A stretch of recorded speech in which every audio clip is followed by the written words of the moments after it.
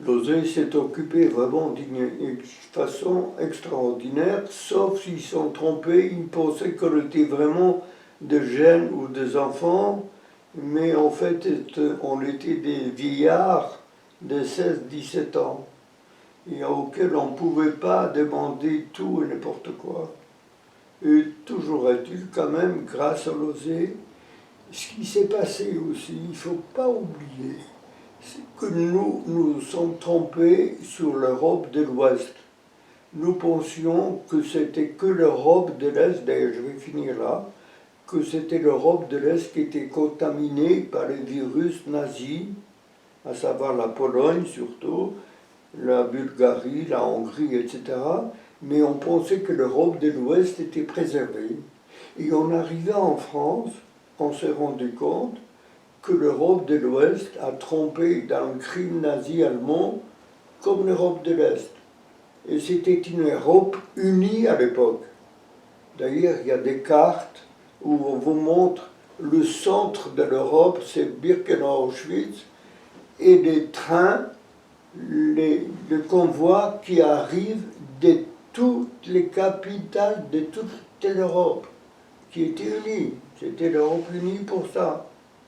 Et de sorte, nous avons pris une décision commune que l'Europe n'était pas vivable pour nous.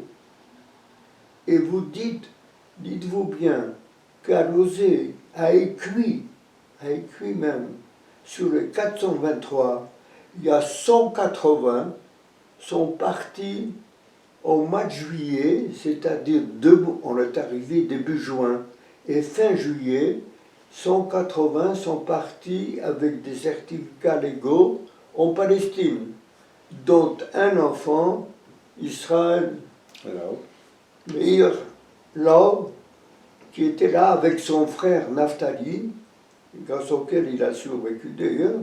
Eh bien, ils sont partis en Palestine en 1945. Il y a la photo avec Israël, avec sa valise, etc. Je ne rentre pas dans les détails.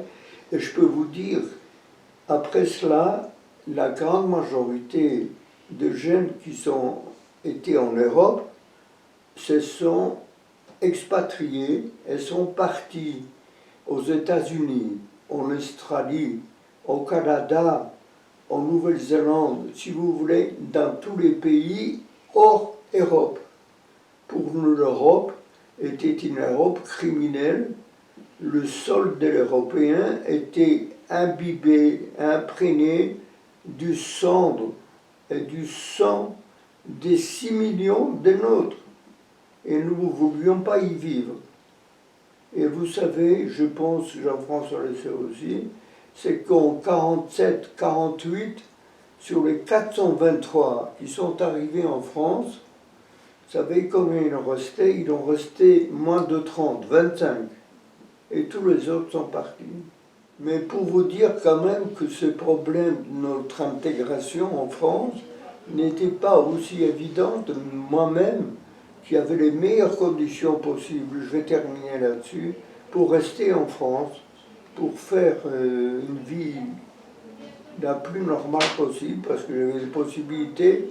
Je retrouvais mes oncles ici vivants, pas mes tantes ni mes cousines, mais enfin, mes oncles étaient vivants ou étaient disposés à m'aider, à me soutenir pour que je revive en France. Et bien, je me suis expatrié aussi. Je suis parti en Palestine en 1947, un peu sur la voie de mon frère, qui était mon frère aîné, qui a été fusillé en 1940. Il aurait eu 100 ans maintenant, il pourrait encore vivre maintenant, aujourd'hui. Il avait 22 ans quand il a été fusillé. Et il avait toute sa vie devant lui. Et il voulait partir en Palestine, il a été empêché par mon père. Enfin, je ne rentre pas, tout ça c'est relaté dans mon livre. Eh bien, j'y suis parti moi à sa place, parce qu'il ne pouvait pas partir lui. Pour moi, c'était impérieux que je parte. Et j'y suis parti là-bas, je suis resté 8 ans, j'ai travaillé dans un kibbutz, et ensuite je voulais faire des études. Comme là-bas, ça m'a été impossible, je suis revenu en France, et c'est comme ça j'ai pu faire toutes mes études. D'abord, à 27 ans, j'ai passé mon baccalauréat, Vous savez, c'est pas évident. À 27 ans, ensuite, j'ai fait toutes les études de médecine tout à fait normales et j'ai pu faire une carrière médicale normale. Et je peux vous dire que la grande majorité des gens qui ont travaillé avec moi, beaucoup, ne connaissaient absolument pas mon passé. Et je suis un des rares de déportés pour essayer de faire la vie la plus normale possible que ma mère et mon père auraient voulu pour moi. J'ai même fait enlever mon tatouage d'Auschwitz pour justement ne pas avoir à expliquer, à raconter à n'importe qui de ce qu'était ma déportation, de ce qu'était mon vécu. Voilà. Bon, c'est toute une histoire de longs numéros, mais toujours est-il, je l'ai fait enlever. Comme ça, je pouvais être jugé par mes maîtres, par mes professeurs d'une façon normale. Parce que quand ils savaient ce que c'était, ils avaient une tendance à s'apitoyer. Il a été déporté, il a souffert, ceci, cela. Ça m'a été absolument insupportable. Voilà.